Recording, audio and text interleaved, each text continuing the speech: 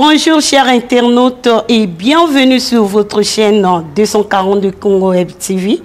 Sur ce plateau, nous recevons Monsieur Guillaume Rich, président de l'association La Francophone de la Solidarité, et Madame Capucine Salinson, responsable pédagogique de cette association. Avec eux, nous allons parler des missions de l'association et la documentation. Bonjour monsieur et madame. Bonjour. Bonjour. Et comment vous allez?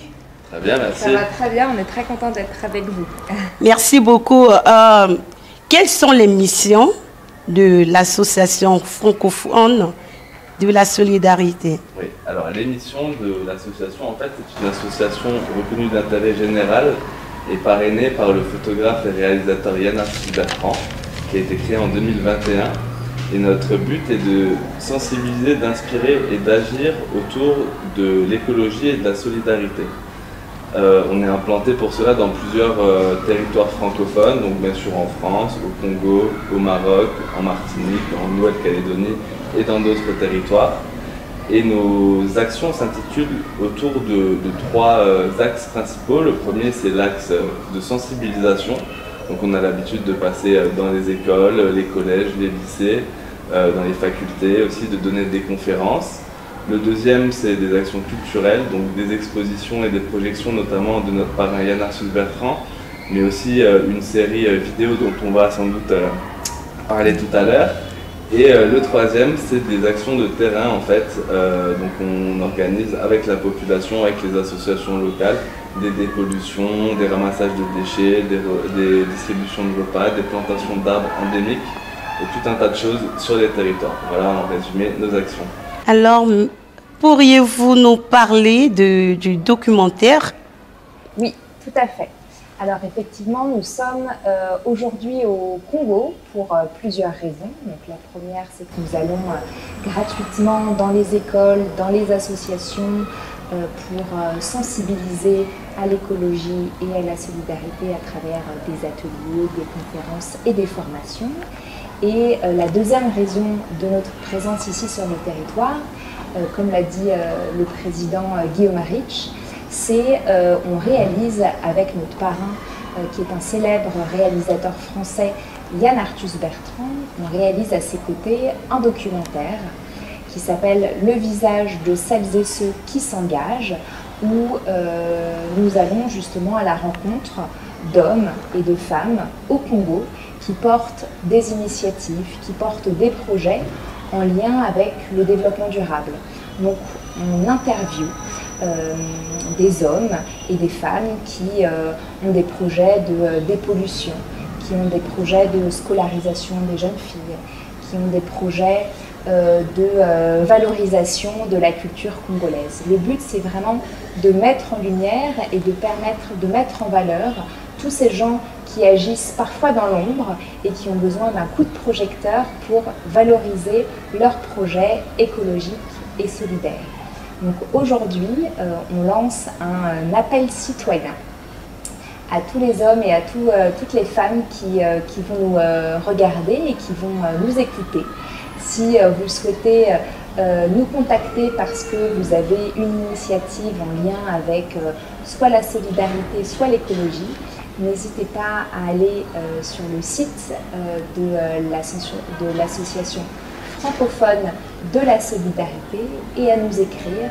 Il y a une adresse mail contact que vous trouverez très facilement sur le site. Vous nous écrivez et on se rencontre et nous on réalise une vidéo sur vous et sur votre initiative que l'on vous donnera par la suite et que vous pourrez utiliser sur vos réseaux sociaux, sur votre site pour faire un petit peu de pub quant à votre projet. Et merci beaucoup.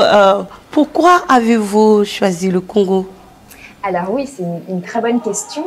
Donc, comme l'a dit mon président, l'association elle est déjà implantée sur d'autres territoires. Et pourquoi le Congo? Alors pour plusieurs raisons. La première, c'est que notre parrain Yann Arthus-Bertrand est très attaché au Congo. Il aime beaucoup le Congo et les Congolais, et il a aussi d'autres projets sur le territoire. Il travaille en collaboration avec d'autres associations qui permettent justement de scolariser des jeunes orphelins et des jeunes enfants qui sont porteurs d'handicap.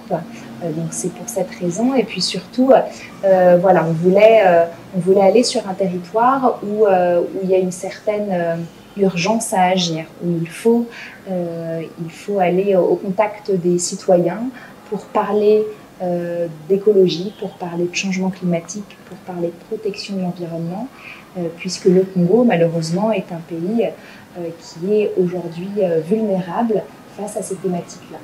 Donc on choisit aussi les lieux de destination en fonction ce qu'on appelle du degré de vulnérabilité du pays par rapport à la crise écologique et la crise sociale. Donc aujourd'hui, on est ici pour mettre en place nos différentes missions, pour sensibiliser et pour réaliser un documentaire. Donc on y sera plusieurs semaines, mois, avant de se déployer aussi sur un autre territoire. Ok. Quels sont les moyens que vous avez mis en place pour sensibiliser la population congolaise?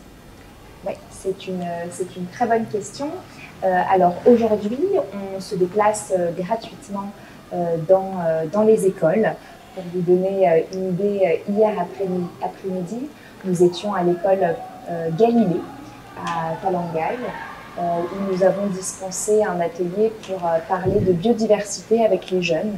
Le but étant de faire découvrir aux enfants ce qu'est la biodiversité, comprendre que malheureusement, pour plusieurs raisons, cette dernière est en danger. Et ensuite, on a réfléchi tous ensemble à des solutions que chacun peut mettre à son échelle pour préserver la planète. Nous organisons également des formations auprès des professeurs. Donc, ce que l'on a réalisé la semaine dernière à l'école, à la Case Dominique, qui est une école spéciale, où tous leurs professeurs ont été sensibilisés aux enjeux écologiques. Nous formons également des jeunes, beaucoup. On s'adresse énormément à la jeunesse. Donc on a formé par exemple le mouvement des jeunes écologistes congolais, où on a dispensé plusieurs conférences pour qu'eux puissent par la suite eux-mêmes sensibiliser la jeunesse. Le but, c'est vraiment de créer, de donner les clés de compréhension à un maximum de monde, aux professeurs, aux associations, et que eux par la suite continuent le travail qu'on fait et à leur tour d'aller sensibiliser. Pourriez-vous nous faire le résumé de ce que nous venons d'en parler? Absolument. Alors si on devait résumer, l'association et ce qu'on vient faire ici au Congo, nous on sensibilise à l'écologie et au développement durable le plus largement possible. Donc on est ici pour faire plein de choses, faire des actions de terrain, pour parler avec les enfants, les former, mais aussi les adultes, pour qu'ensuite ils puissent continuer à porter ce message. On travaille dans ce cadre-là beaucoup avec les associations. Et si on fait ce reportage aujourd'hui, c'est en grande partie pour lancer un appel citoyen. Si vous avez des initiatives autour de l'écologie, de la solidarité, que vous avez envie de les mettre en avant à une échelle soit nationale, soit internationale, n'hésitez pas à nous contacter. Nous, on va venir, on tourne une vidéo pour vous, donc vous allez pouvoir vous servir ensuite pour votre communication. Et surtout, ça va rentrer dans le cadre d'un grand documentaire qu'on réalise et donc qui va donner une portée vraiment internationale à votre projet. Et nous, c'est notre but, vraiment, sensibiliser, mais aussi mettre en avant celles et ceux qui s'engagent à travers les territoires francophones.